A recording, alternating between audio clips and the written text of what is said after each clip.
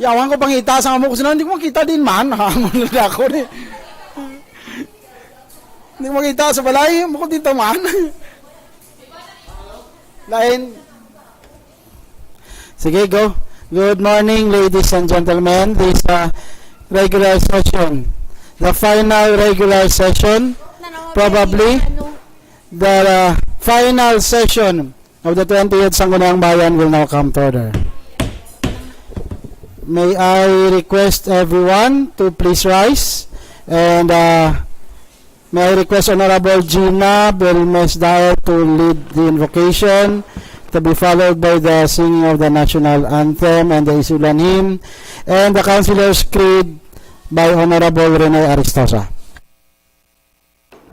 Okay, so let's all put ourselves in the presence of God, in the name of the Father, and of the Son, and of the Holy Spirit. Amen. Most gracious and Heavenly Father, we come to you in prayer this morning as we are having this last session, regular session of the 20th Sanggunian. We invoke your presence, Lord, to be in our midst as we go along with these proceedings.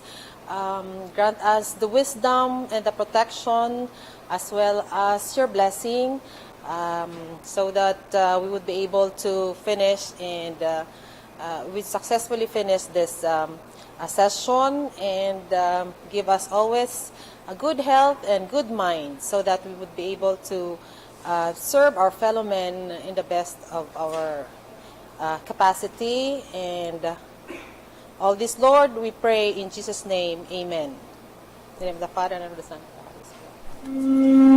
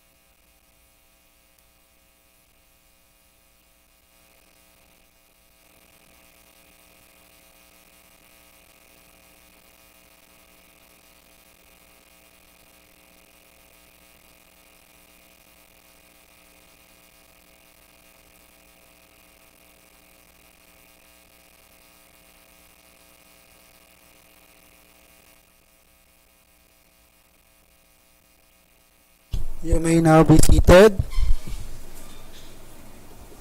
Madam Secretary, can you please call the roll of attendance? Honorable LordDean Castillo, Honorable Carlo Apiado, Honorable Rene Aristoza, Honorable Mariblay Cartujano Garingo, Honorable Arnold Armada, Honorable Gina Belmes Dael, Honorable Ryan Dumaran, Honorable Maria Jhonalyn Mejia, Honorable Darlene Lama, Honorable Jacosalem Galmak, Honorable Clar'z Lagdamen. Honorable Presiding Officer, at this moment, there are 7 members who are present and 4 members are absent. They are Honorable Carlo Apiado, Honorable Mariblay Cartujano Garingo, Honorable Arnold Armada, and Honorable Clar'z Lagdamen. What's the reason for the non-attendance of the 4 members? For Honorable Carlo Apiado, Your Honor, he is on official business right now, Your Honor.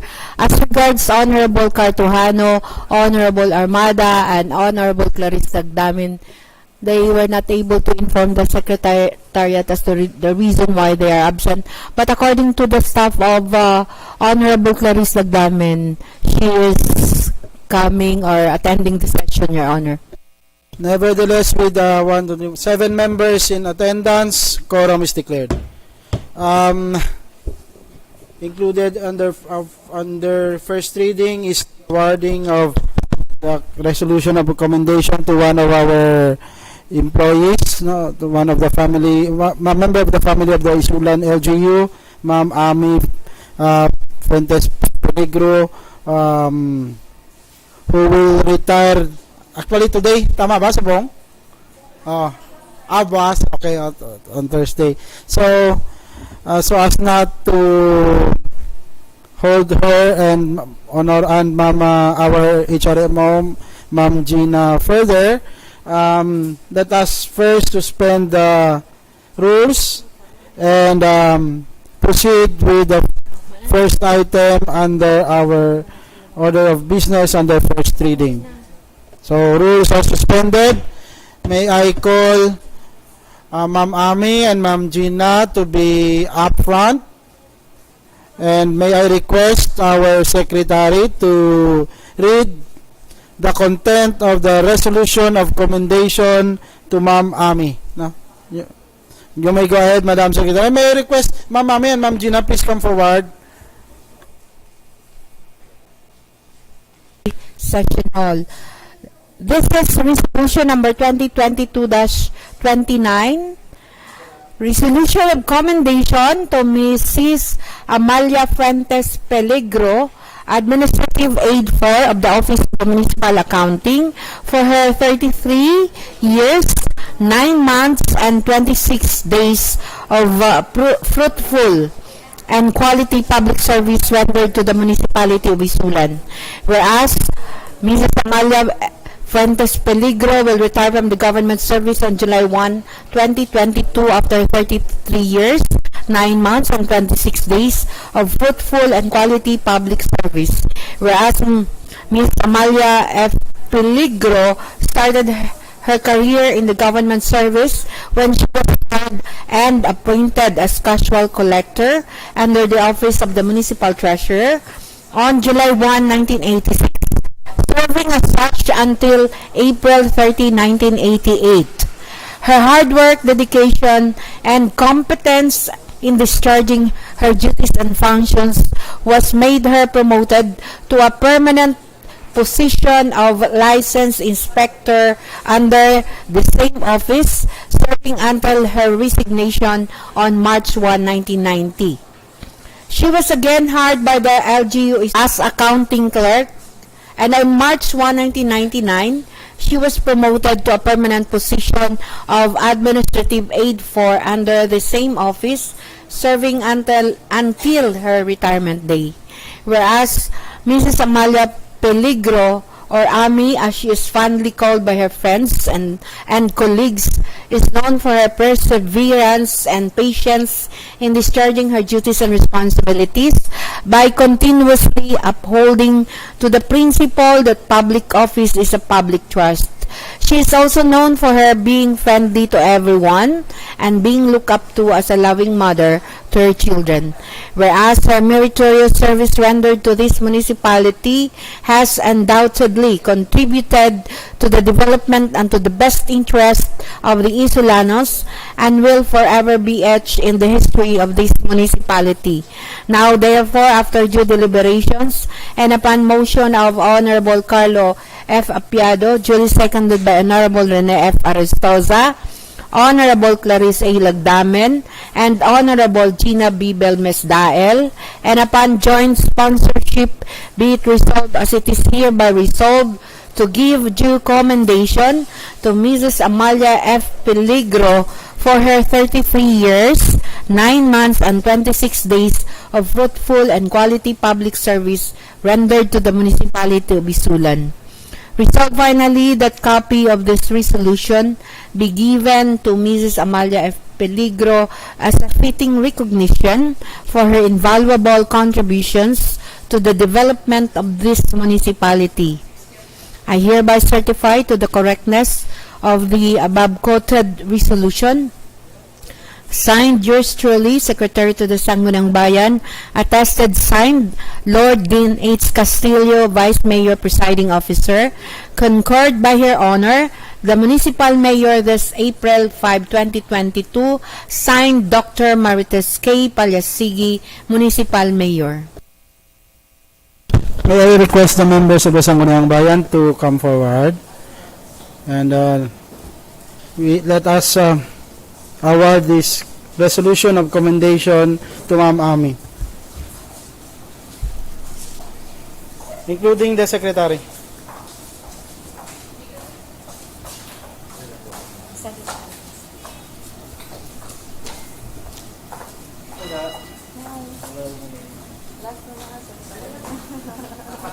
Diriban para balan.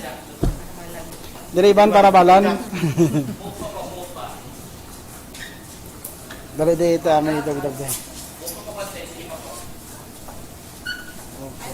Diri ko ka darts. Ay, aras doon doon. Dari doon. Hapol doon, hapol. Ito diga.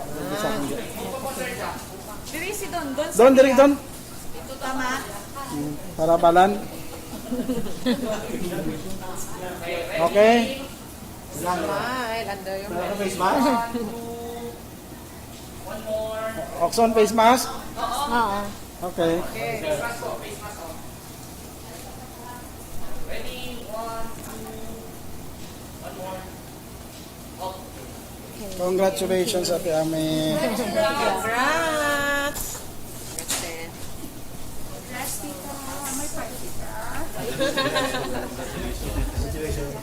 See you around. Okay, may simple lang.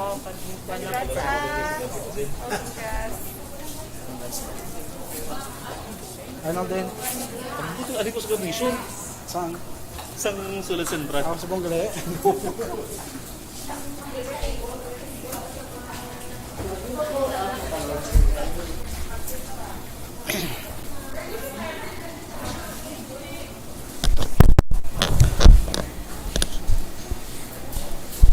So again, congratulations on your retirement, Mama Ami, and may the Lord bless you and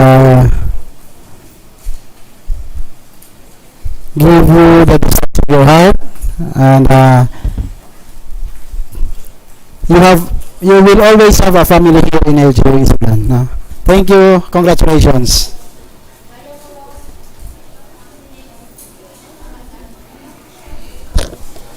Rules restored. Let's proceed, Madam Secretary.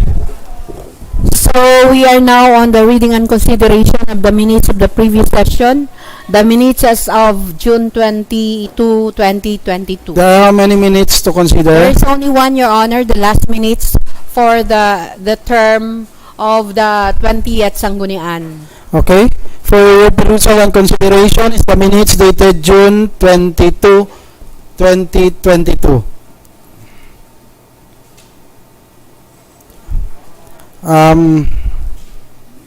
while the body is perusing the minutes dated June 22, 2022, I'd like to acknowledge the presence of Honorable Arjan Pagasige, Councilor-elect of the Municipality of Isulan, for this incoming 21st, not kay 28th na sabon, di ba? 21st Sangguniang Bayan. I took the opportunity of inviting the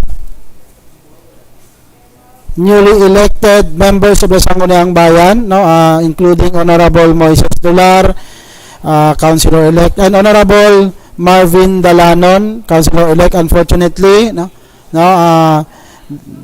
the two are not around. Hopefully, Honorable Moises Dular can make it. Honorable Marvin Dalanon is currently in okay, currently indisposed. No? I would like to thank Honorable Arjan Palyasige for answering the invitation of this representation and gracing the final regular session, probably, no, the final session of the 20th Sangguniang Bayan of Isulan. Thank you, and I hope that you will stay till the duration of this session. I also took the opportunity of providing for lunch for today's session, and I invited the department heads, our honorable mayor, no, and some other special guests, no, including our councilors-elect, no. I hope that Honorable Arjan Palyasige will stick around and be with us in the fellowship lunch later, no. Okay, what's the pleasure of the body? Honorable Dumaran. Yes, thank you, Mr. Chair. If there is no more corrections and clarification with regards to the previous minutes, I move for the adoption of the previous minutes of the regular session held last June 2022. Any objection? There being none, motion is approved. The minutes dated June 22, 2022 is hereby adopted and now form part of the official records of this Sanggunian. Next. So we are now in the privilege of Your Honor. Honorable Aristoza. Mr. Chairman, thank you. This is my privilege for thanks on my speech. To the presiding officer, Vice Mayor Rene Castillo, to our SB Secretary, Ma'am Racquel Somblingo, also my mentor, to our staff, kay Aida, kay Eileen, kay Vivian, kay Telma, kay Jhonalyn, to Joy, sino pa, to Donna, kay Art, kay Efren, kay June Colbar, our SB driver, kay Adurong, kay sa tanang ng mga PAs ng ating kasamahang Konsehal. Of course, to my colleagues, kay Don, kay Tony Blatt, kay Pare Arnold, Tony Armada, kay Ryan, kasama ko si Gina, kay Morning, kay Darlene, kay ABC, Chairman Galmak, kay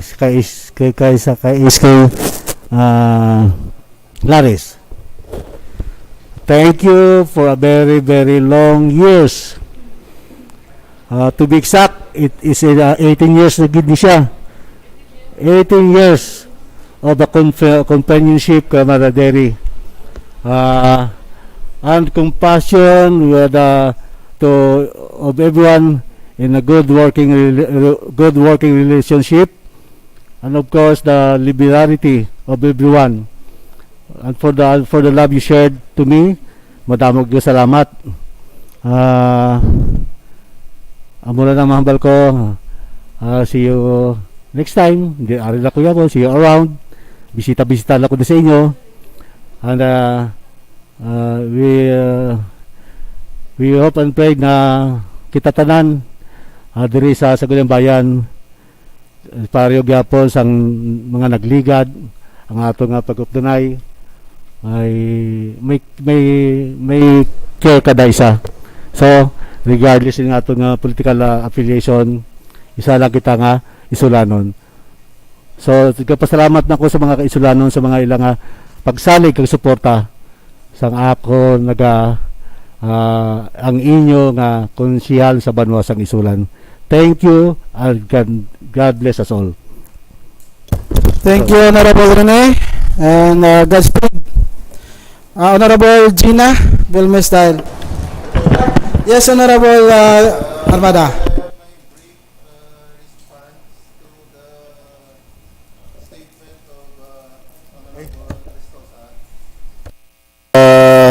I also share great moments with Honorable Rene, but I'm happy. There's one word that I don't want to hear from the outgoing. Gusto ko lang i-share just what I did before. Basta wala ko na goodbye. So I was able to came back. Di ba? Gapamati ko kay Honorable Rene, daway ko gimana batian. So, do may mga bot silingon in the future. Okay. Honorable Gina. Hindi ka mag-goodbye ang ni Honorable Arnold. Definitely, this is not goodbye. So, thank you so much to our presiding officer. First and foremost, I'd like to thank the Almighty God for giving me this opportunity to serve the people of Isulan for 9 years. And of course, ang sa una ginambal ko, hindi ko magsulod sa politika, but I am here about to end actually ending my term already. Thank you so much to the former mayor, Diosdado Paliasige, for inviting me and giving me the trust and confidence to be in the team. And also to Madam the Mayor, Honorable Marites Capunan Paliasige, for the continued trust. And also, I would like to thank also my family for the support. Hinawanay ko.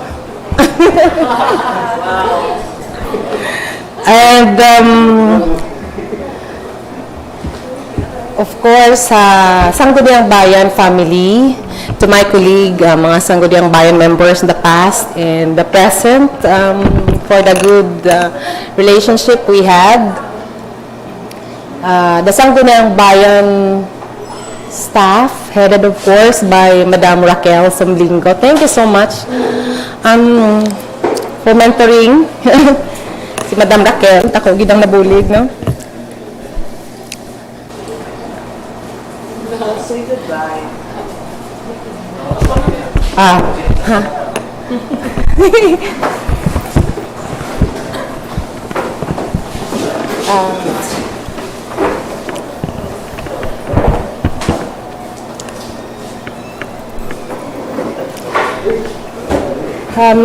This has been my another family, no? I considered it a family for 9 years, and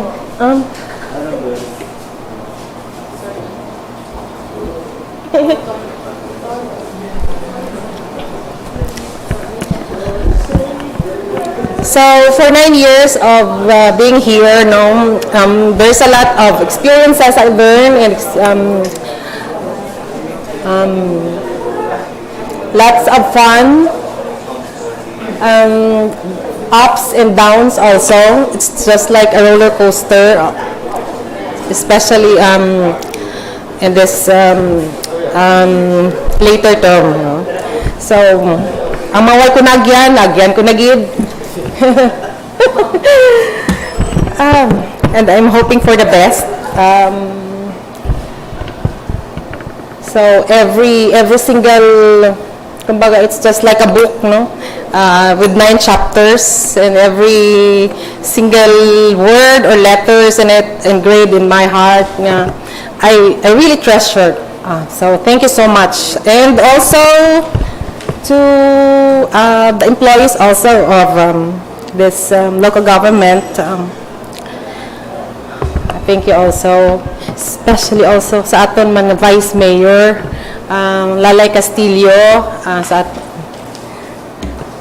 for the trust and confidence also. And of course, sa tanan nga Isulanon nga hatag man sang ilang suporta kag pagsalig kag hindi man ako nangin Sangguniang Bayan. No, I am not in this position kung wala sa inyo, sa inyo nga pagsalig sa ako nga capacity nga wala man ako sang mahatag nga material, but you give your trust to me in the 3 elections nga nagligad. So sa inyo tanan, mabuhay. Salamat gid nga madamo sa banwasang Isulan. Ano pa ba? Kasi may nalipatan pa ako, no? So, to everybody, madamo gid nga salamat sa tanan nga mga nagapamati man subong. Thank you so much. Amo lang gid na mahambal ko sa subong, no, as of now. Thank you gid nga madamo from the bottom of my heart. So this has been your Sangguniang Bayan member, Gina, Belmes, Dael, LPT, MMPA, now signing out. Thank you, Honorable Gina. And good luck. Good luck sa future endeavors. Okay, another member who want to render a privilege speech. So, kung wala na, let's proceed, Madam Secretary. So we are now in the first reading. The first item is we have already finished the awarding of resolution of commendation to Mrs. Amalia Fuentes. So we'll proceed now to item number 2, the solicitation letter received from Mr. Jeffrey Espanola, head coach, LGU employees team for inter-agency basketball tournament, addressed to the Vice Mayor and all SB members for financial assistance to support the team in their jersey and other expenses. Okay. Jersey, uniform siguro ni siya. Just to inform the body, Honorable Apiado is a member of the team, no, being a player. Also, Honorable Ryan Dumaran is a member of the team, being the playing coach, assistant coach yata, no, so I hope anyway, sige, ari na lang buligan tanis sila, pwede mahangyo ko sa inyo after isang session mamot-amot ta pwede para sa aton yung mga players nga nag-represent sa LGU Isulan sa interagency nga basketball tournament. Ihatag ta lang, sino makolekta man? Si Dondon o si Ryan? Pila man. I will not impose on you, no? Kamo maghatag kung pila ang inyong amount nga gusto. Let's have a consensus after the session, no? Let's have a consensus after the session. Storyanta. I'd like also to acknowledge the former member of the Sangguniang Bayan, Honorable Venancio Nono Forro, and his companion. No? Thank you for gracing these proceedings of the Sangguniang Bayan. No?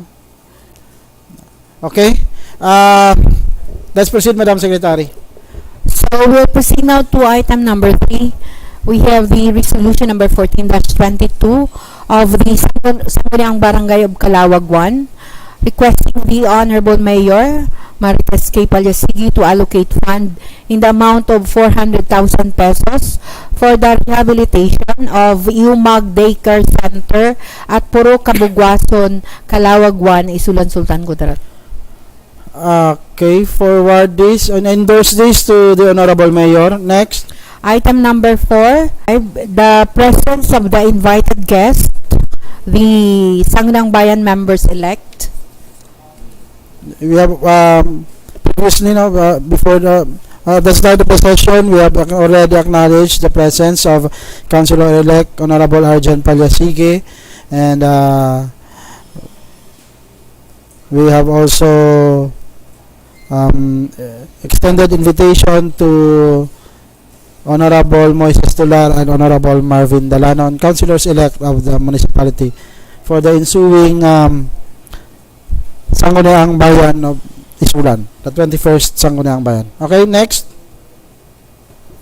We have no more items on the first reading, Your Honor, but we have just received a letter coming from the Office of the Sangguniang Panalawigan, Your Honor, and this is in connection with the review of the supplemental budget number 1 of the municipality of Isulan. Okay, that is considered included on first reading, and you may read it. So it says here, this is addressed to the Honorable Vice Mayor through the Honorable Mayor and attention the Municipal Budget Officer. And it says here, Your Honor, Sir, Madam, greetings. Respectfully forwarding the here in Resolution number 114, Sirs, of 2022. The resolution declaring resolution number 2022-56 enacting appropriation ordinance number 2022-01 of the Sangguniang Bayan of Isulan, Sultan Kudarat, entitled an ordinance authorizing the supplemental budget number 1 of the municipality of Isulan for fiscal year 2022 in the amount of 51,470,000 operative, subject to some conditions stipulated thereto, and this is signed by the authority of the Sangguniang Panalawigan, signed Jimmy C. Andang, the secretary to the Sangguniang Panalawigan. That's for information. Next. So we have no more items on the first reading, Your Honor. We'll proceed now to the committee report. The first committee to report is the Committee on Accreditation. Honorable Apiado.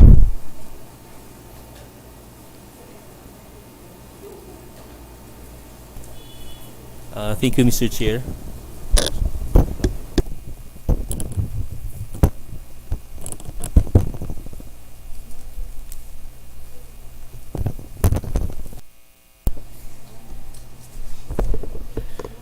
Mr. Chair, this is the committee report of the Committee on Accreditation.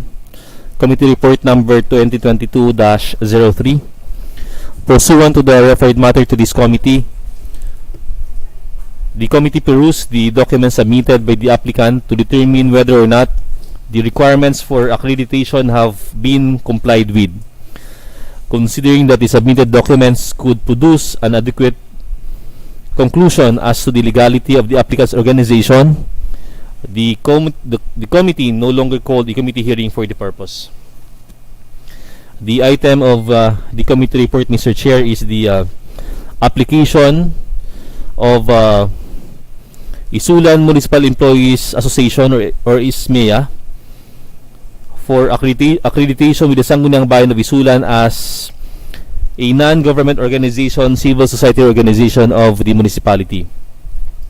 Findings of the committee: the Isulan Municipal Employees Association or ISMEA is a non-stock and non-profit organization duly registered with the Department of Labor and Employment and the Civil Service Commission. The organization is established to unite, organize, and represent all workers of the government of the municipal government of Isulan in collective negotiations as well as in all legal actions for mutual benefits and protection to promote the moral, social, and economic well-being of all its members and others. The organization has submitted the needed administrative requirements to support its request for accreditation. Number 1, duly accomplished application form for accreditation. Number 2, Board Resolution number 001-2022, ISMEA. Number 3, Certificate of Registration issued by the Department of Labor and Employment and the Civil Service Commission. Number 4, List of current officers and members.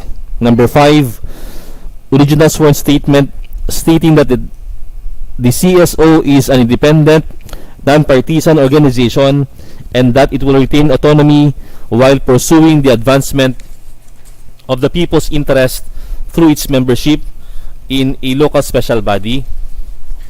After satisfying all the requirements and set criteria as stated in DILG Memorandum Circular number 2019-72 dated May 22, 2019, and after securing the certificate of accreditation from the concerned sanggunian.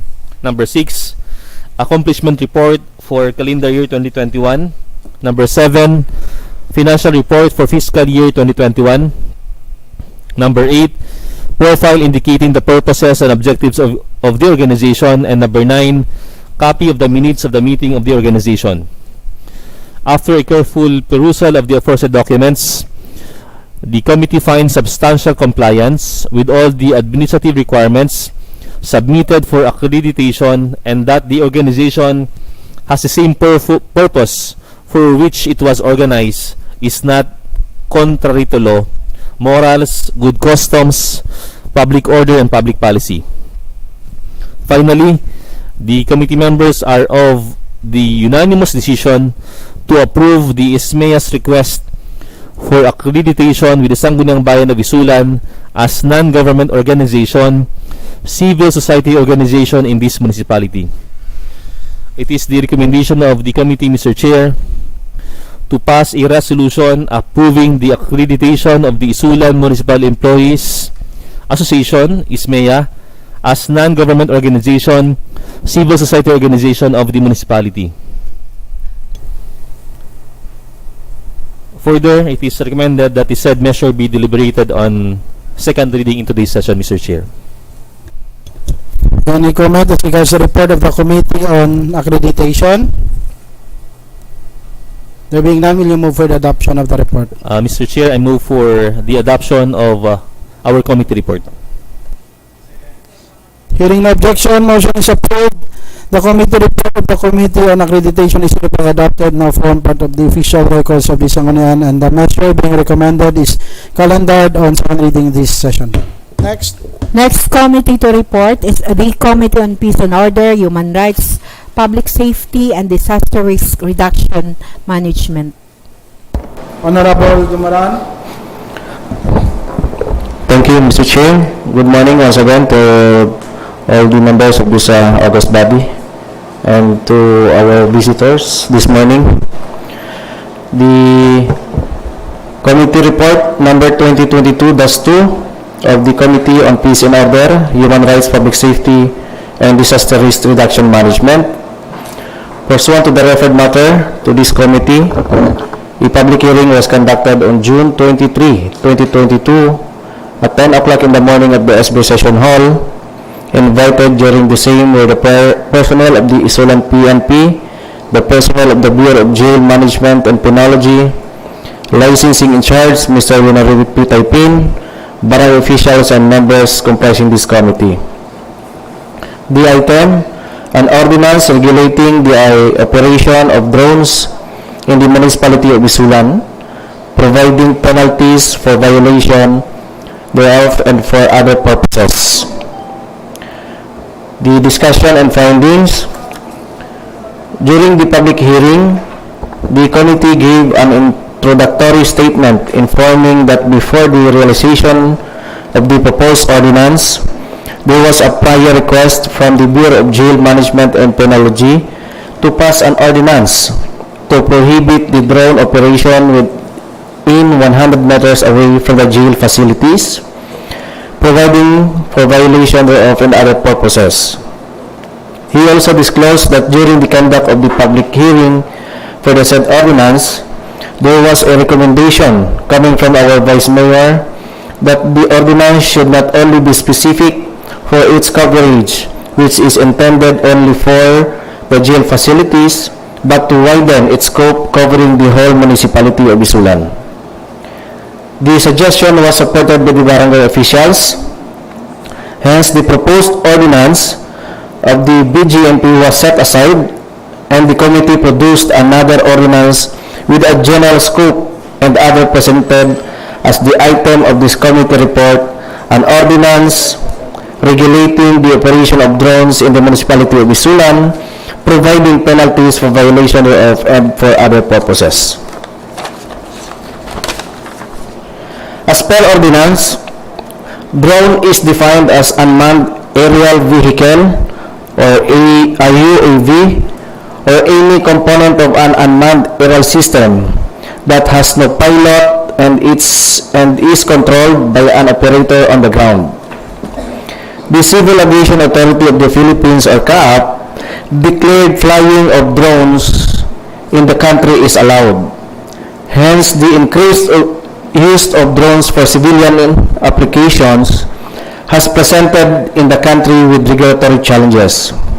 Such challenges include the need to ensure that drones are operated safely without harming public and national security, and in a way will protect areas of national, historical, or natural importance.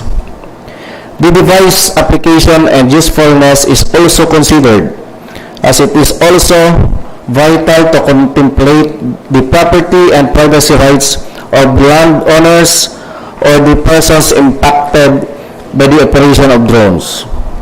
The coverage of the ordinance as stated, the proposed ordinance shall regulate the drones defined therein, purchased, owned, operated by private person, whether used for hobby or commercial purposes.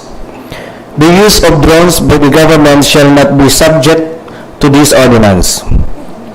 For general safety regulations and restrictions on drone usage shall include: number 1, requiring all drones, whether for hobbyist or commercial use, to be clearly marked with the name, contact number, and address of the owner. Second, no person shall operate more than one drone at a time. Number 3, prohibiting the use of drones as a means to violate regulations, constitutional rights, including the right to privacy. Any person conducting drone operations shall obtain permission from the owners of the property on which the drone intends to launch from or land. No person shall operate a drone using a first-person view device unless a visual observer who is not using said device is providing sense and avoid malfunction at all times during flight. Number 6, no person shall operate a drone at a distance of more than 500 meters from the person's location. 7, no person shall operate a drone that transports or carries on board a living creature.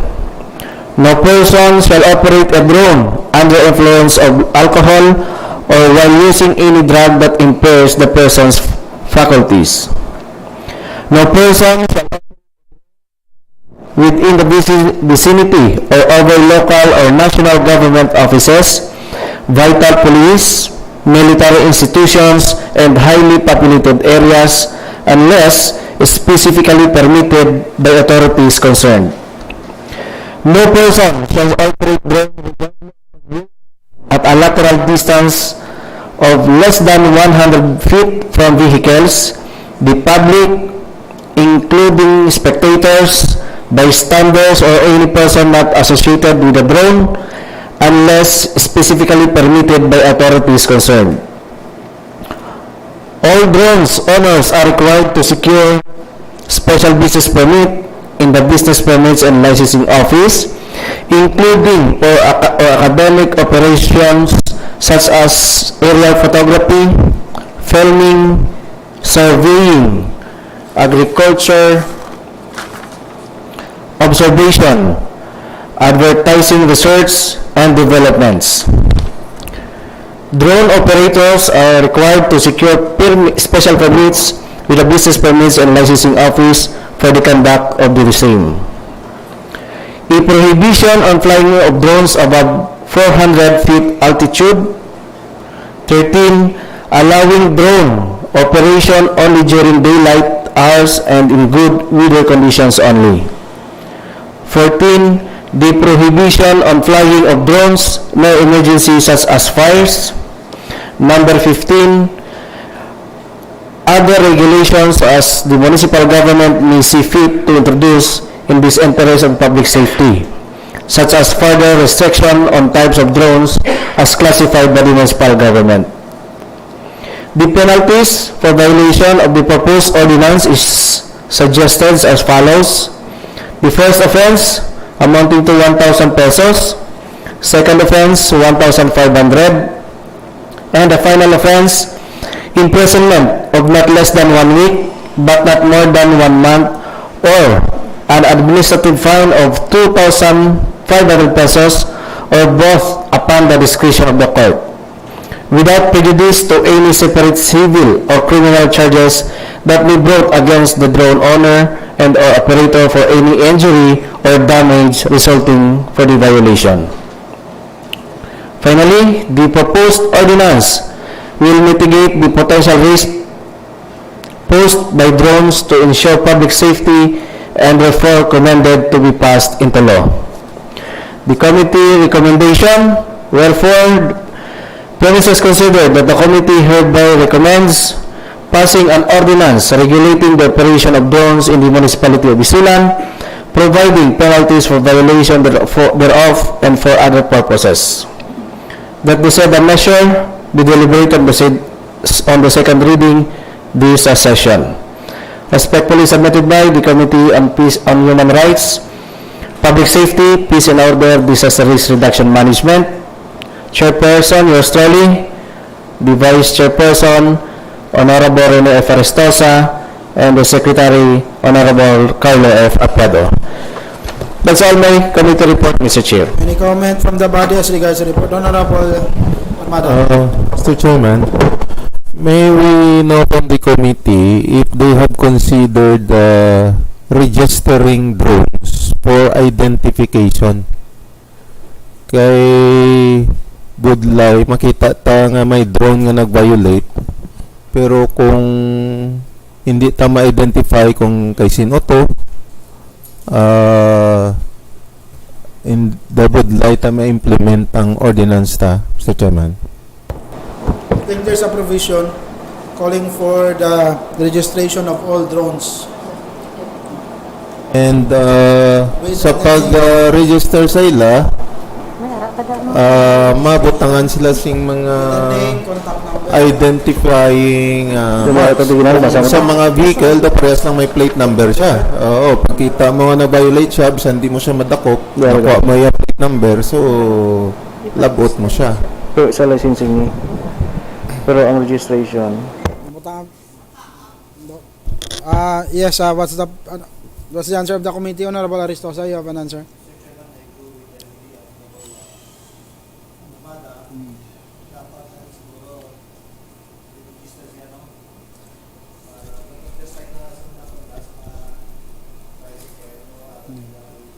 Hindi open number kung sa tricycle. But I think there's a provision, no, as mentioned in the committee report. I was listening to the committee report. There's a provision there for the registration, including putting the name of the owner.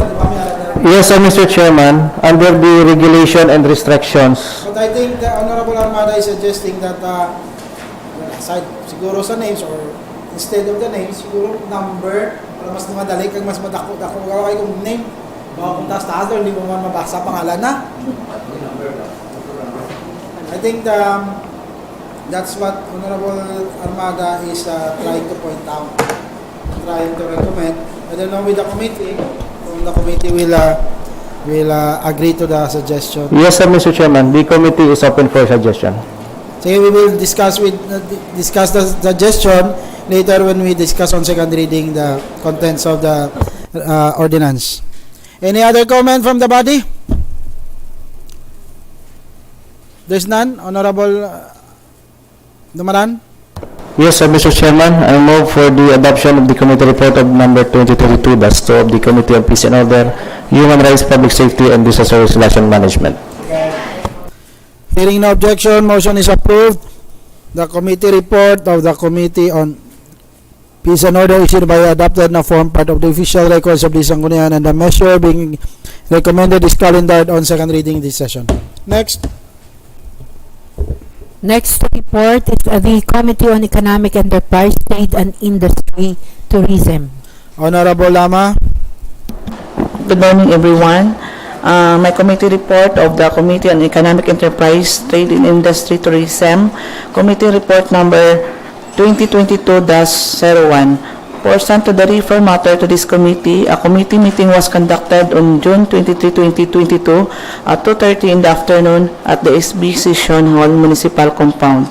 Isulan Sultan Kudarat invited during the committee meeting where the Municipal Budget Officer, Tourism Officer designated Ms. Lisel L. Piñones and the members of comprising this committee. Item Mayo Festival 2022 Cultural and Athletic Expenses. Discussion and findings. The committee chairperson acknowledged the presence of the resource persons tourism officer designated Ms. Lisel L. Piñones, after which she gave the opening statement as regards the request of Sangguniang Bayan to have a breakdown of cultural and athletic expenses for the forthcoming 65th Foundation Anniversary and 9th Mongaya Festival for this year 2022 in the amount of 2,150,000 pesos. The tourism officer designated Ms. Lisel L. Piñones that the presented the project design for the information and per usual in the committee. She stated that 65th founding anniversary in 9th Mongaya Festival 2022 will be a 3-day celebration which will commence on August 28, 2022 and will have a closing program on August 30, 2022. For clarity, the details of the budgetary requirements as well as the breakdown of expenses for each activities are shown on the following table with table budget requirements for the Festa celebration. Activity in the Day 1 Motorcade and Float Parade, total cost of 260,000, opening salvo 135,000, fun run and Zumba contest 65,000, LGBT Day Basketball, Libreng Gupit 40,000, and bicycle challenge 100,000, Thanksgiving Day and Night 145,000, hip hop dance contest competition 100,000, party night 200,000, interagency basketball tournament 630,000, Fiesta t-shirt 280,000, motor show 65,000, food bazaar 5,000, supplies 100,000. Grand total of 2,150,000. So table number 2, breakdown of budget allocated for the motorcade and float parade in the amount of 260,000.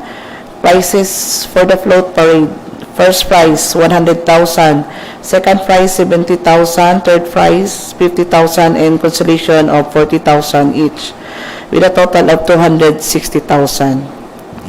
Table number 3, breakdown of budget allocated for the opening salvo in the amount of 135,000, sounds and lights with lead wall 30,000, snacks 50,000, teatro kalakat package singers and dancer 20,000, live band 35,000, with a total of 135,000.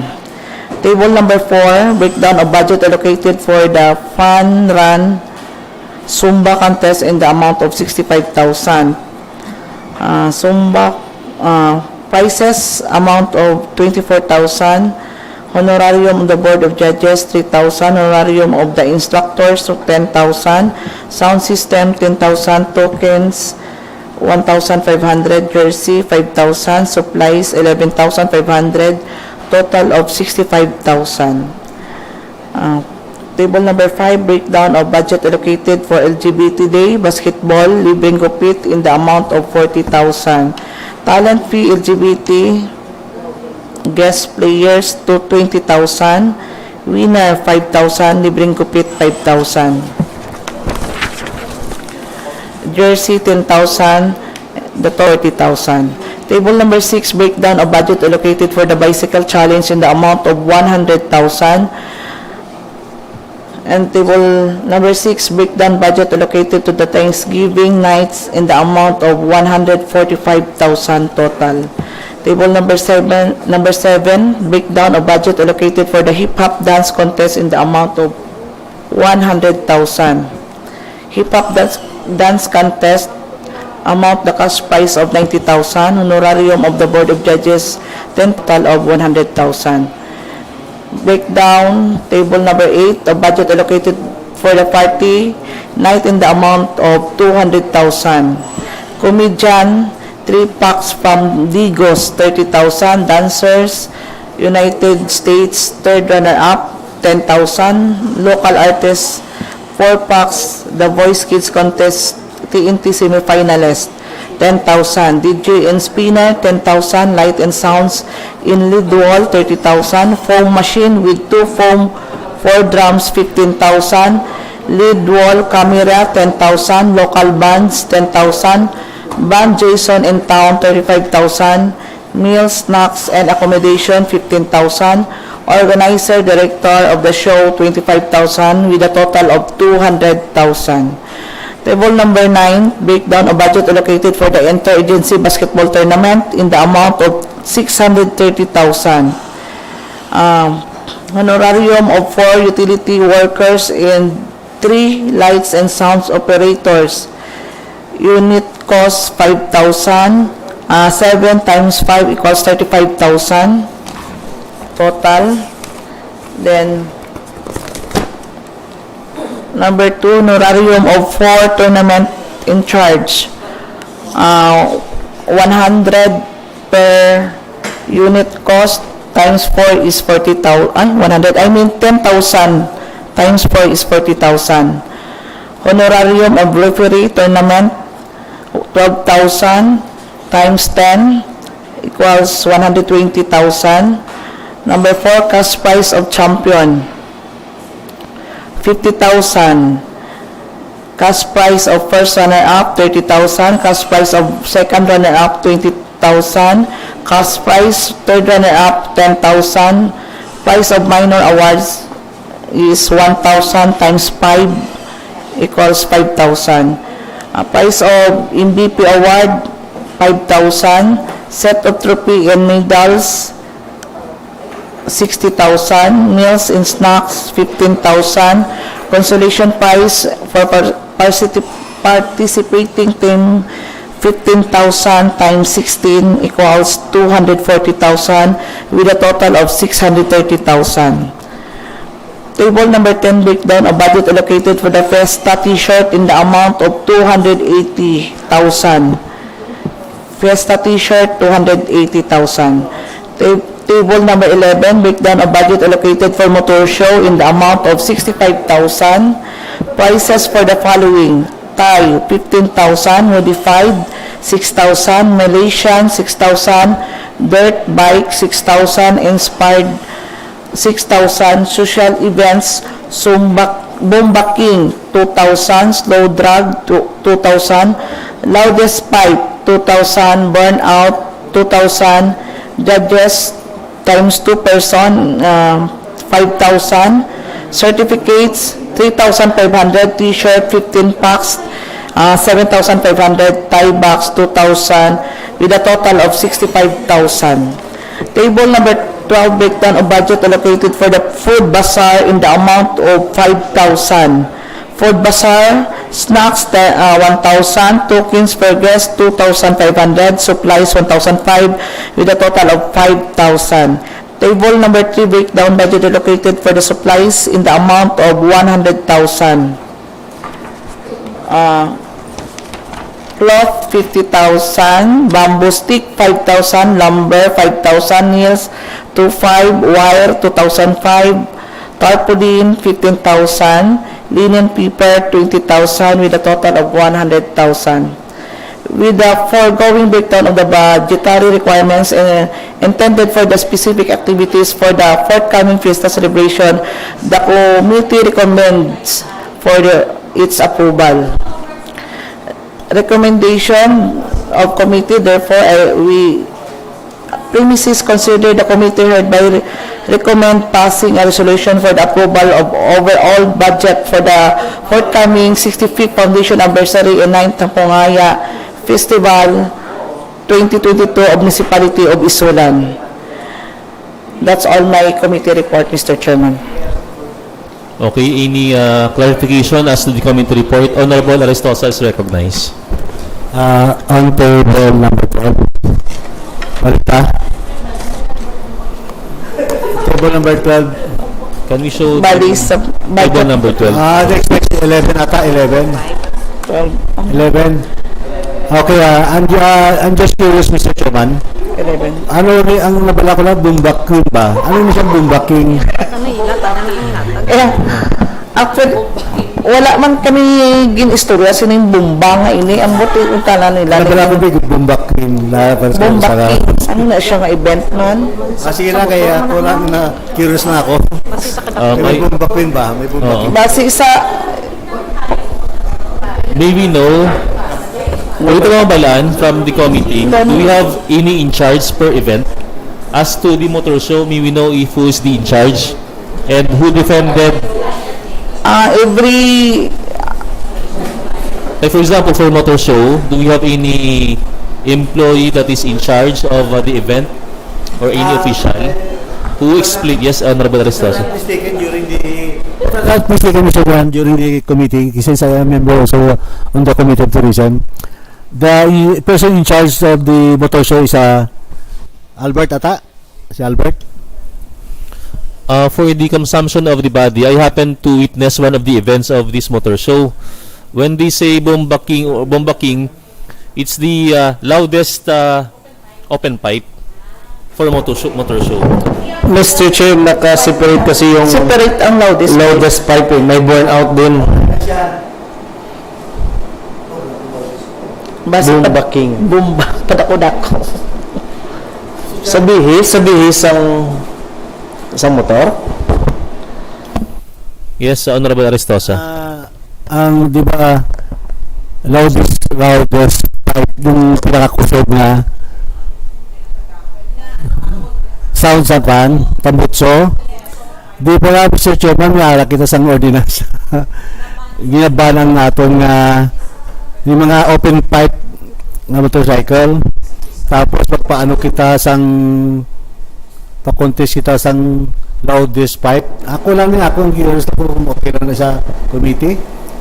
Yes, okay lang sa committee kung silang ang chairman sa isa tayo.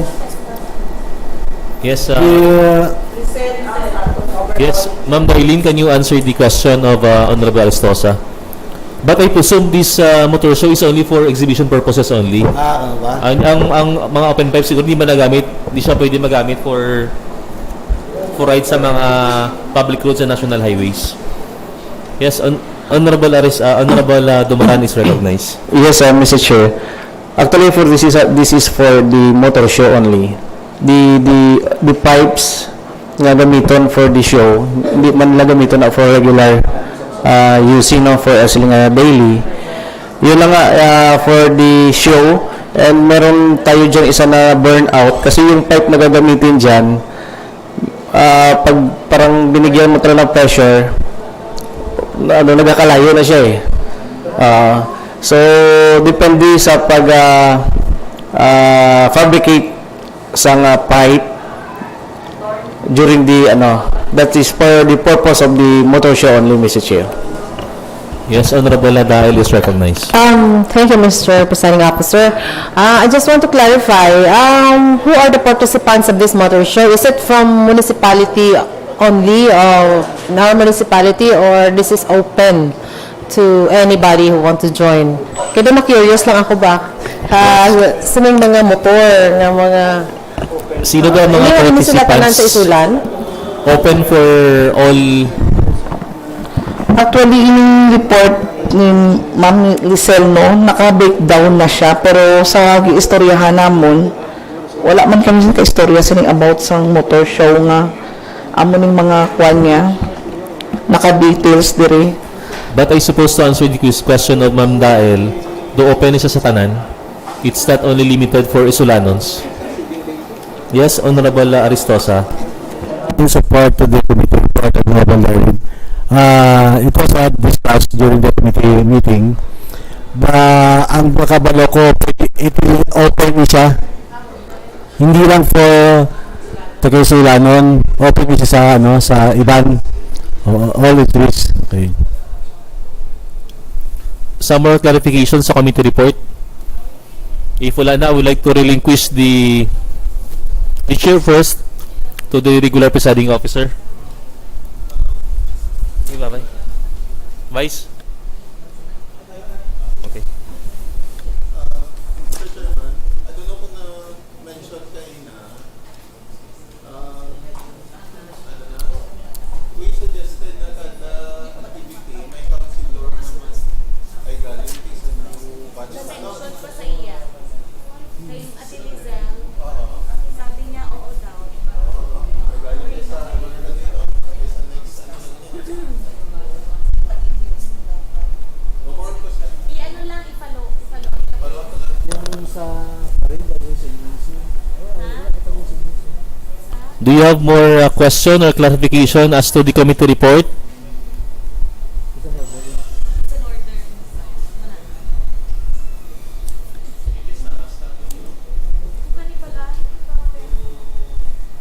Most likely siguro.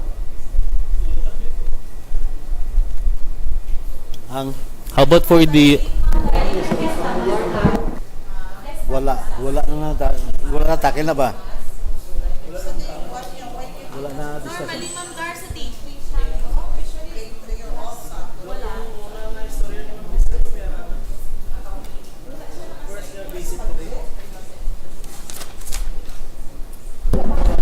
Why naka-stated diri ang atong nga budget sa kay ang ginpatrabaho ko sa iya nga ipa-details niya kay i-breakdown niya ang budget. So dapat naka ni siya ba day 1 amo ni day 2. I would like to relinquish now the chair to the regular presiding officer.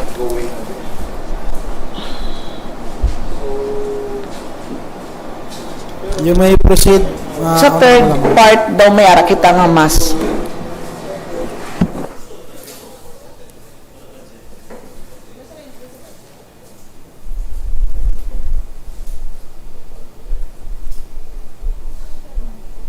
Wala na sa budget. Ito, di ba ginaabulo? Ito, ginapasobre-sobre na. Daka mo gina.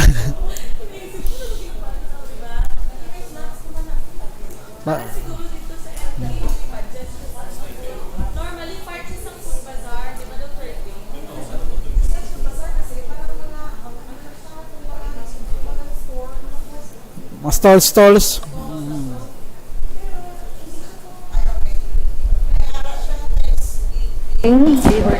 Day or night, ang total amount niya is 145,000. Pero why yung na-breakdown kung Dinaguro nila pa. Dari sila nakasulod kay Thanksgiving na day and night.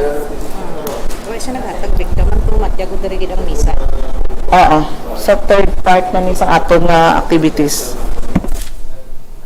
Sige. Anyway, any other clarification? If there's none, will you move for the adoption of the report? Mr. Chairman, I move to adopt my committee report. Thank you. Hearing no objection, motion is approved.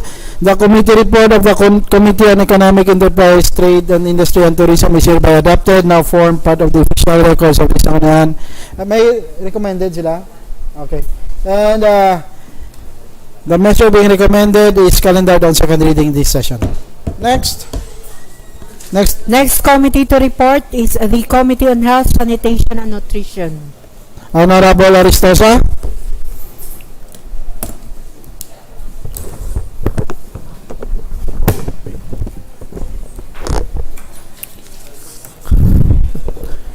To the Honorable Presiding Officer, Honorable members of this 20th Sangguniang, good morning. Committee report of the Committee on Health, Sanitation and Nutrition.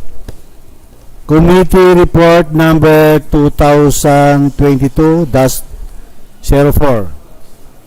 Pursuant to the referred matters to this committee, a committee hearing and a public hearing was conducted on June 21, 2022 at 10:15 in the morning, and on June 23, 2022 at 9:50 in the morning held at the SB Session Hall, Municipal Compound, Isulan, Sultan Kudarat. Present during the same were our Municipal Health Officer, Dr. Racquel Biadora, our Municipal Legal Officer, Attorney Emily H. De Los Santos, barangay officials, barangay health workers, and other members comprising of this committee. Items. First item, from the Office of the Mayor, address to the Municipal Mayor requesting for the passing of the following legislative measures to wit. Number 1, an ordinance repealing Municipal Ordinance number 215, 2015, 2010 ISB for Barangay Health Workers Welfare Ordinance of 2015, and number 2, ordinance institutionalizing the municipal health worker of the municipality of Isulan, setting forth their qualifications, providing funds for their salaries and their privileges for other purposes. Finding and discussion. Item number 1, ordinance repealing ordinance number 2015-2010 ISB or the Barangay Health Worker Welfare Ordinance of 2015.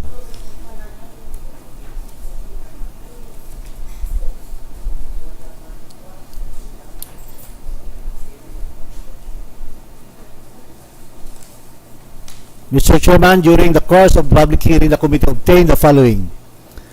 First, the municipal officer suggested, our municipal officer, Attorney Emz De Los Santos, suggested not to repeal the municipal ordinance number 2015-2010 ISB, but rather to just amend the same in order to comply Barangay Health Workers Act or the Republic Act number 7883, known as the Barangay Health Workers Benefits and Incentive Act of 1995. Number 2, our municipal health officer, Dr. Racquel Biadora, opined that there is no need to repeal the ordinance, which is the municipal ordinance number 2015-2010 ISB, for the reason that it is based on the national law and the Sangguniang Bayan could or may amend it. But there were negative reactions coming from the barangay officials. In view of the foregoing, the committee to chairperson ruled that the proposed ordinance be referred back to the committee for research and study. Then item number 2, ordinance institutionalizing the municipal health workers of the municipality of Isulan, setting forth their qualifications, providing funds for their salaries and their privileges and other purposes. During the committee hearing held last June 21, 2022, the proposed ordinance, after the exhaustive discussion, it was retitled as Ordinance Institutionalizing the Municipal Community Volunteer Health Workers or the MCVHWs in the municipality of Isulan, setting guidelines for their qualification and providing funds for honorarium and their other privileges.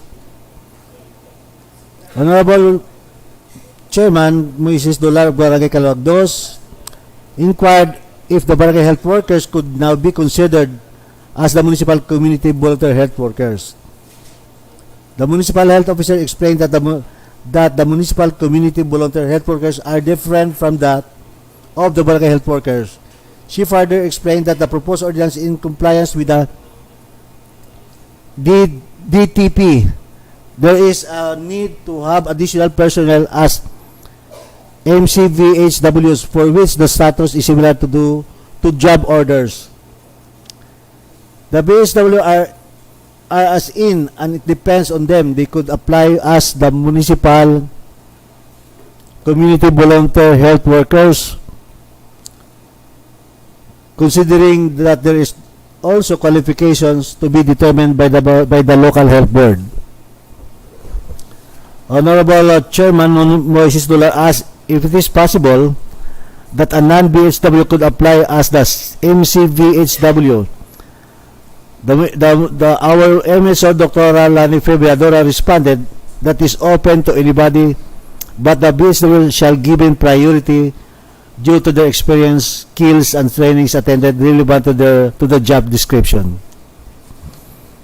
Honorable Jonard Gotong of Barangay Kenram made an observation that the ordinance might occur in huge budget for the MC-VHWs, considering there is an existing number of BHW having a monthly honorarium. He then inquired if there is a need to hire for MC-VHW when there is existing BHWs.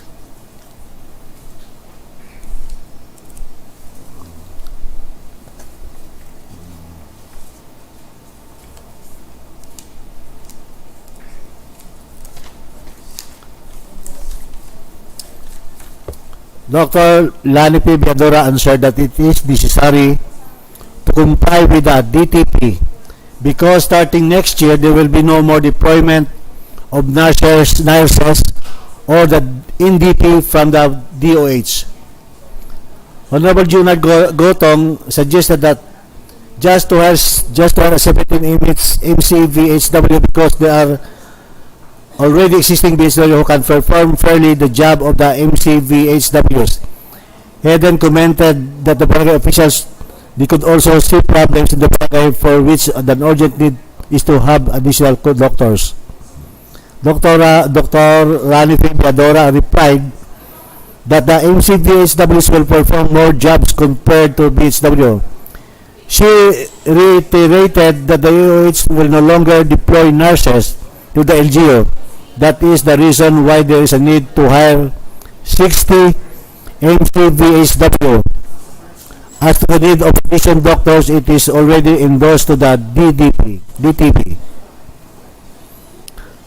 Attorney Emily H. Los Santos said that the reason why the local government unit has made this step for the MC-VHWs because of the Mandanas policy, that the effect of the Mandanas is already given to LGUs, especially those involved functions on health, agriculture, engineering, social services, and other development services. And the other reason that is the LGU is finding ways not to deprive the public services. The committee then requested to scrutinize the draft of the proposed ordinance, emphasizing the important sections therein. The committee also stressed that the institutionalization of the municipal community volunteer health workers will somehow expand the scope of authority of the local government unit in Isulan to effectively and efficiently manage and supervise these MC-VHWs. In adherence to Republic Act No. 1783, known as the Barangay Health Workers Benefits and Incentive Acts of 1995. The scope and applicability of this ordinance shall apply to all MC-VHW appointed by the municipal mayor within the territorial jurisdiction of the municipality of Isulan. For the purposes of the proposed ordinance, the following are defined. Letter A. Barangay health worker refers to a person who is bona fide resident of the municipality of Isulan who has undergone training programs under any accredited government or non-government organization who voluntarily renders promotive, preventive, curative, and rehabilitative services to the Isulanons after having been accredited to functions such as prescribed under the laws, rules, and regulation. Letter B. Municipal Community Volunteer Health Worker refers to a person who is bona fide resident of the municipality of Isulan who has undergone training programs under any accredited government and non-government organization who voluntarily renders promotive, preventive, curative, and rehabilitative services to the Isulanons after having been accredited to function as such as prescribed under the laws, rules, and regulation, who will work under the direct management and supervision of the LGU of Isulan to the Municipal Health Office with its honoraria and other privileges by the LGU of Isulan and engaged through job order in contracting by the municipal mayor. The MCVHW shall have the following qualification to warrant her engagement as such split. Letter A, at the time of the engagement, the MCVHW must be at least 18 years old, not more than 40 years old, a high school graduate, and a resident of the respective barangay for at least 3 years. B, a bona fide resident of Isulan for at least 1 year.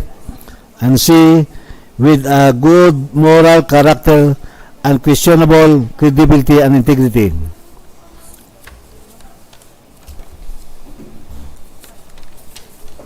D, must have undergone basic training conducted by the Department of Health and other government agencies or accredited POs or NGOs. E, completed the basic training for MCBHW as required by the DOH and love and urge of mentally and physically fit.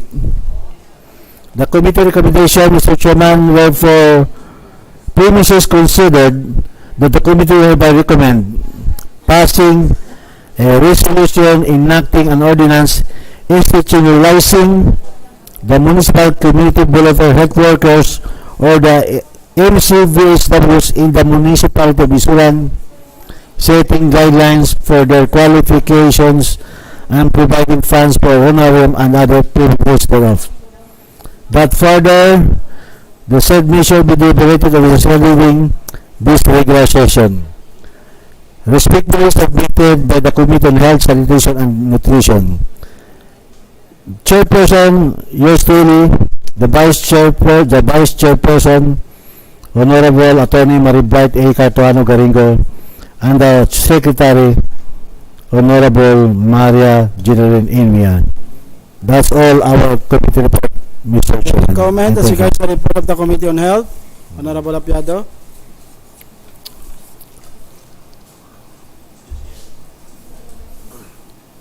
I-off na ito rin.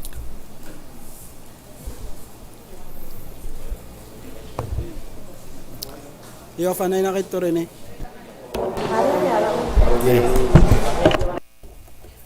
Mr.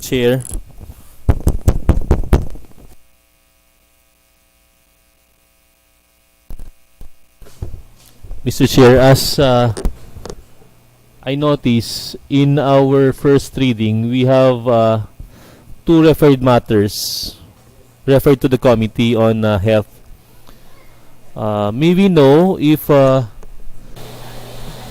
from what office emanates the proposal of repealing the existing municipal ordinance, particularly the BHW ordinance?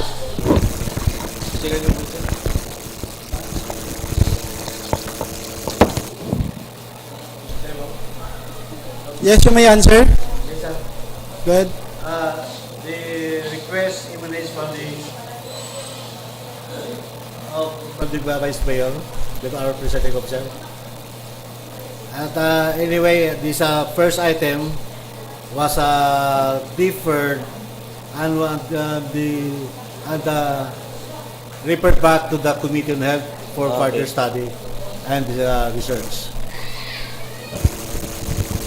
But the request or the recommendation of the committee, Mr. Chair, is not to repeal the existing ordinance, but to pass an ordinance institutionalizing the MCVHW. Is that right? Dalawa siya. May repeal. Okay. I happened to talk with our municipal health officer, Dr. Lanife, and bisan siya mismo hindi siya pabor na i-repeal ang existing ordinance, and I notice that's why I thought that the request of repealing the ordinance emanates from the office of the health officer as the implementing agency of the health programs of the municipality. Yes, Mr. Chairman. Actually, I mentioned during my committee report, the municipal health officer provided that we repeal this ordinance. So it was the committee chairman rolled out the proposal then be referred back to the committee for further research and study.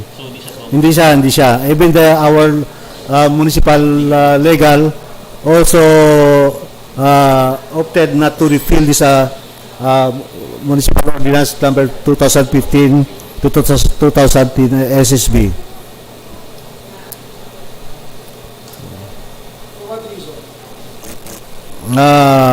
He just, okay. Let me read, Mr. Chairman, the comment of the Municipal Legal Officer. Item, Paragraph Workers Benefit and Incentive Act of 1995. That's the comment, Mr. Chairman.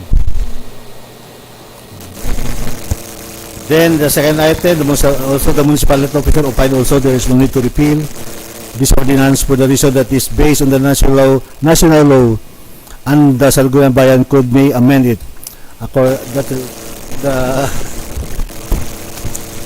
Meaning, Mr. Chair, the proposal of repealing the Municipal Ordinance number 2015-2010 ISB, hindi isang pabor ang aton health officer and the members of the committee during the committee hearing. Meaning, the suggestion of the committee is to enact another ordinance the committee for further study. For further study. That is for item number 1. I raised this question, Mr. Chair, because of the meager amount nga honorarium gina-receive sa aton mga barangay health workers. I suppose I am proposing that instead of repealing the ordinance, why not increasing their honorarium they receive from the local government? Because at present, they're receiving 100,100 pesos from the LGU, and with the work that load of works that they're doing di man sa sang. So I thought, imbis nga i-repeal siya, we need to strengthen by providing additional honoraria for our barangay health workers.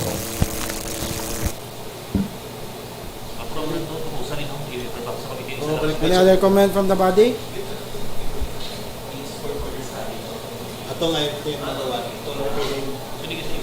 Off the record. Off the record.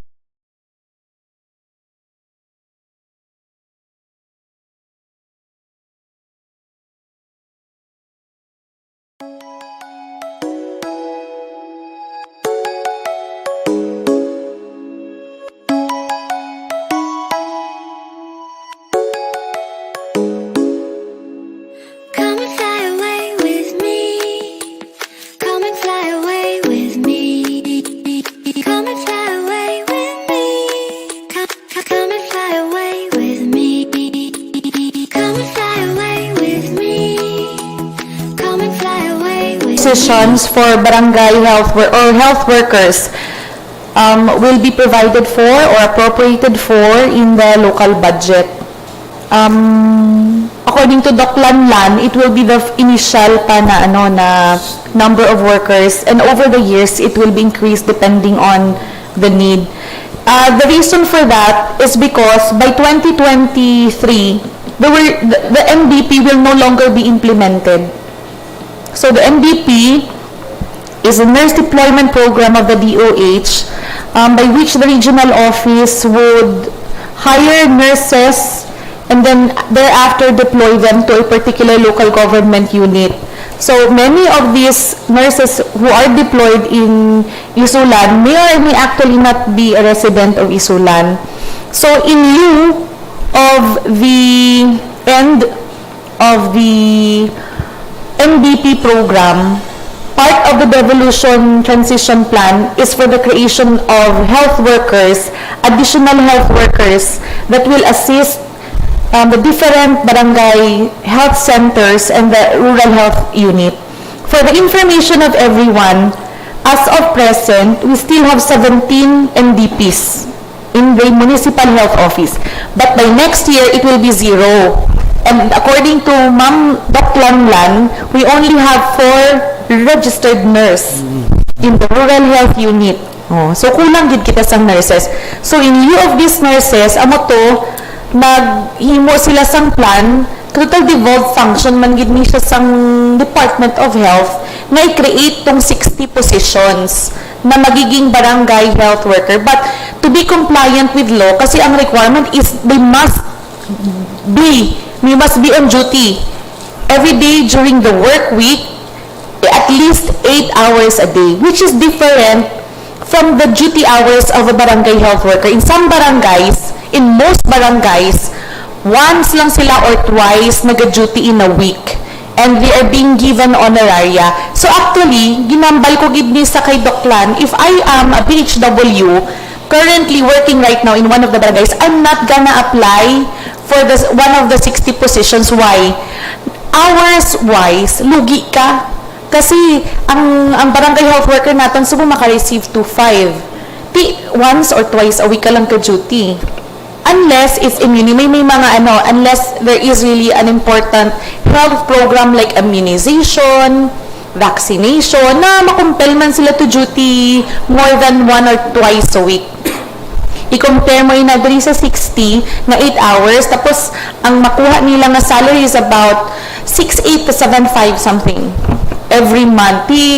Ginapa-duty sila 8 hours. So ako nakita, ako ang BHW, I will not apply for one of the 60 positions because it will cripple my personal time. No? So, ang goals of those ng Local Finance Council is to really eradicate na itong barangay health worker na provision for the giving of honoraria. Kasi, ang atong resources is limited, kumbaga, i-transfer na siya dito sa atong gaswelduhan na barangay health worker.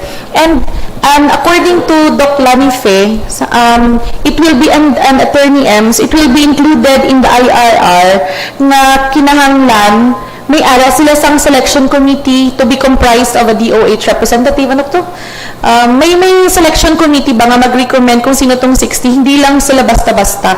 Pero sa initial ko na nga interview, hindi ta na nga BHW very interested dito sa 60 nga to kay 40 hours na ila duty compared mo sa 8 hours lang na they get to. So amo na ang reason na i-repeal dapat tong 2015 ordinance because that is the recommendation of the Local Finance Council.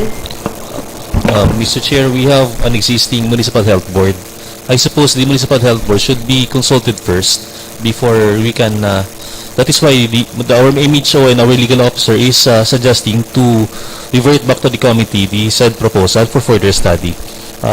With all due respect to the Finance Committee, we also have to see atong impact if we're going to repeal the said ordinance affecting our barangay health workers. We cannot compare the barangay health workers to our existing NDP. Ang NDP ta naka-receive sa mas dako-dako nga sweldo as compared to our barangay health workers 1,100. So if we expect a lot from our barangay health workers, then we have to compensate them also. 1,100 per month, we cannot expect a person to work for 20 days a month and receiving only a meager amount of 1,100, Mr. Chair. NDP stands for Nurse Deployment Program. And ang Department of Health through the Human Resource Office nila, they're hiring NDPs to be placed on the remote areas of the community. So NDP, mga nurses ni sila. So we cannot compare nurses without due respect to our barangay health workers. Kasi siyempre nurses sila, mga board passers man in isang PRC. And the government are giving them opportunity to be employed sa aton gobyerno, Mr. Chair. Okay. Off the record, man.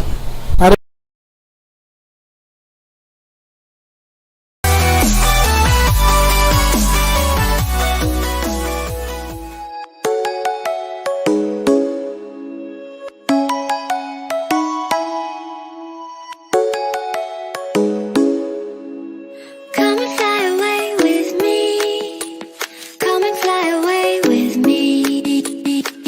fly away with me.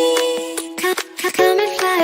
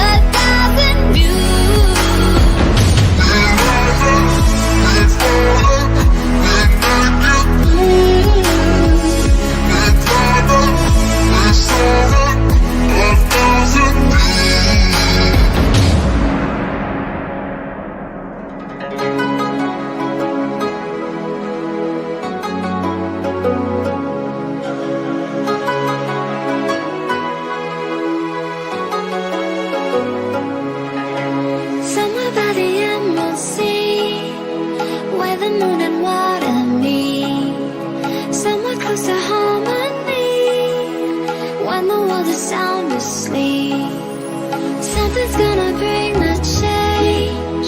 Journeys we are meant to take. Something at the edge of space, calling us to fly away. Don't you be afraid, everything will change. You and I, jumping off the edge. They say dreamers never die. So come and fly, come and fly, come and fly away with me. We're rising, we're falling, we're making moves. We're climbing, we're soaring, 1,000 views. We're rising, we're falling, we're making moves. We're climbing, we're soaring, 1,000 views.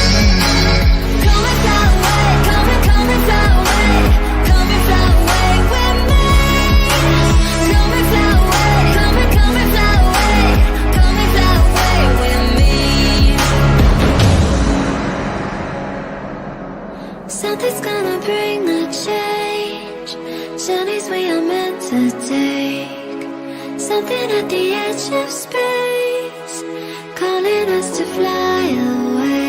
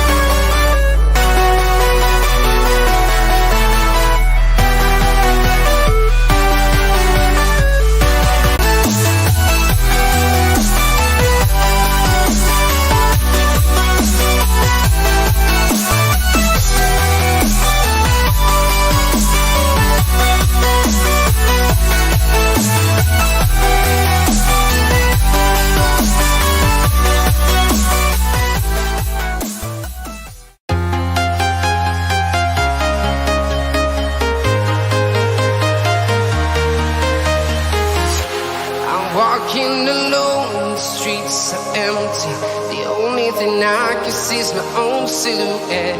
I'm getting stronger, step by step. The clock is ticking, but there's no time for regrets. I've been flying from town to town, from London to Taiwan. I've been all around the globe, trying to protect your soul. We are heroes tonight. We will fly above the sky. We are heroes tonight. Yeah. We are heroes tonight. We will fly above the sky. We are heroes tonight.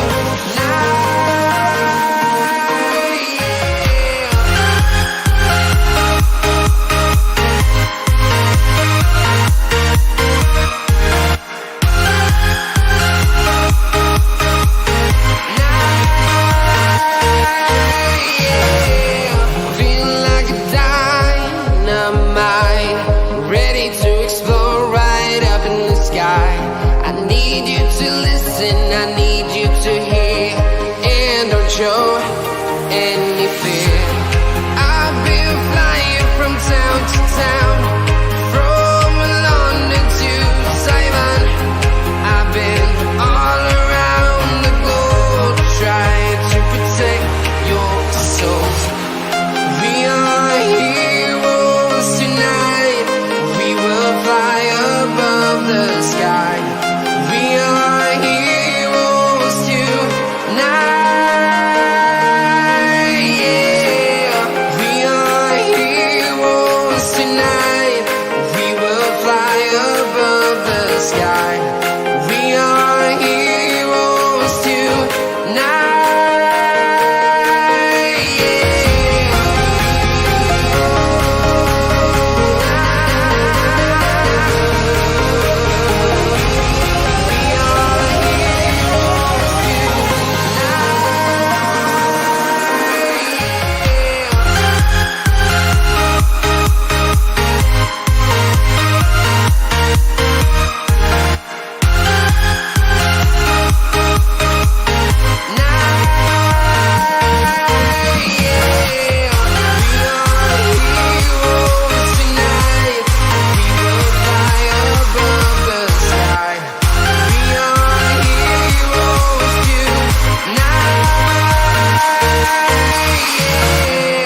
I've been flying from town to town, from London to Taiwan.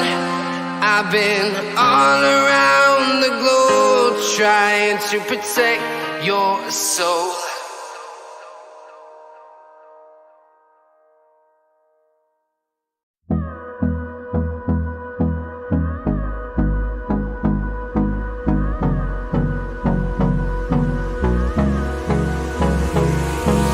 Hold me close till I get up. Time is barely on our side. I don't wanna waste what's left. The storms we chase are leading us, and love is all we'll ever trust. Yeah, no, I don't wanna waste what's left. And on we'll go, through the wastelands, through the highways, till my shadow turns to sun rays. And on we'll go, through the wastelands, through the highways. And on we'll go.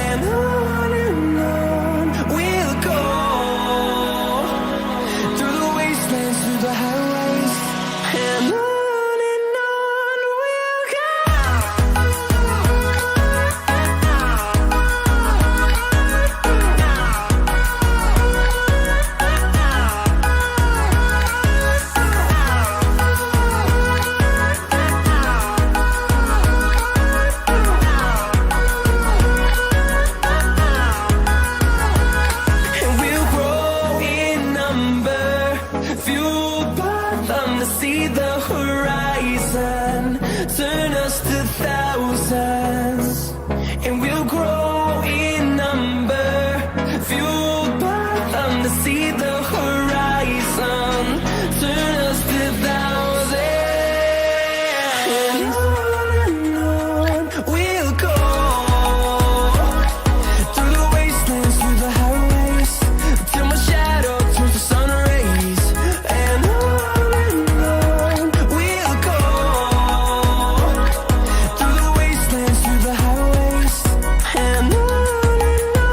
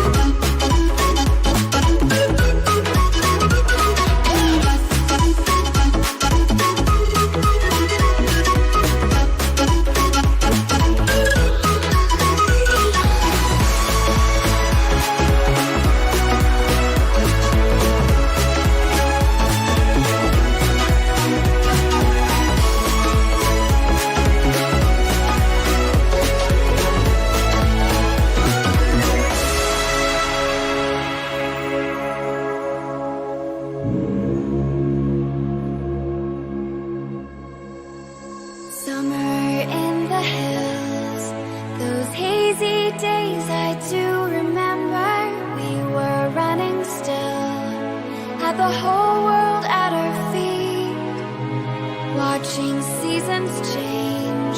Our roads were lined with adventure, mountains in the way couldn't keep us from the sea. Here we stand, open arms. This is home where we are, ever strong in the world that we made. I still hear you in the breeze, see your shadows in the trees, holding on, memories never change.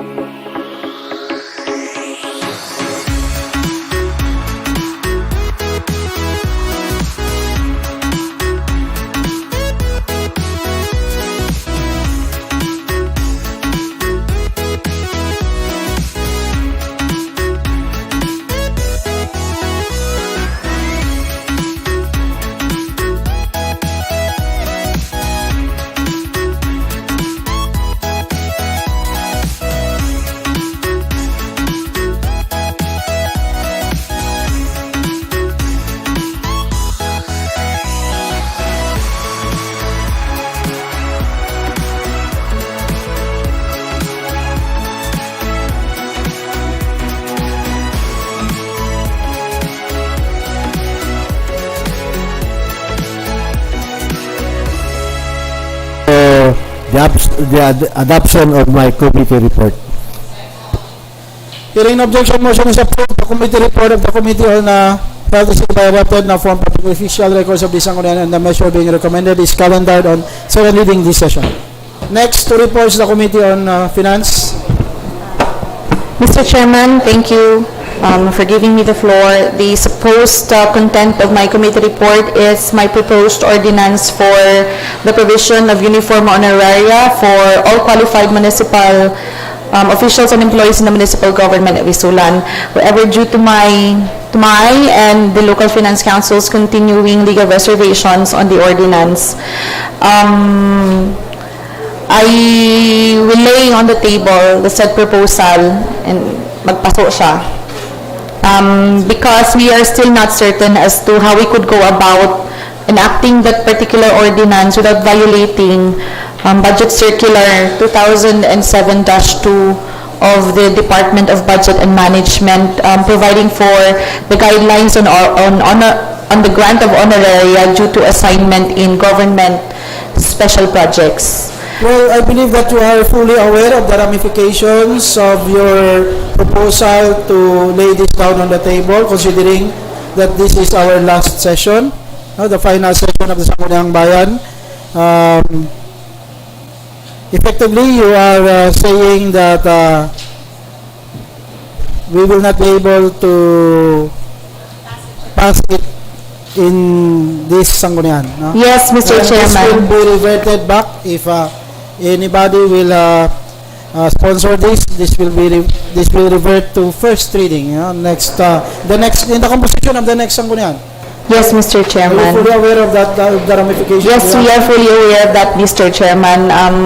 The local finance council would still make queries with the Department of Budget and Management as to how to go about with this ordinance without violating the budget circular. At any rate, you will still be a member of the 21st Sangguniang Bayan, whether or not you will be the committee chair on finance still, but you will still be a member. No? So, I hope that, Honorable Cartojano, I hope that you will continue espousing for the passage of this ordinance. I hope that you will continue to advocate for the eventual approval of this ordinance in the next Sangguniang Bayan. Hopefully, Mr. Chairman, after we make queries, official queries with the DBM in Coronadal. With that, this particular measure is tabled. Okay, it's already 12:20. We already have our visitors, our guests. No? So, we will break for lunch. We will continue with our session right after lunch. This is declared.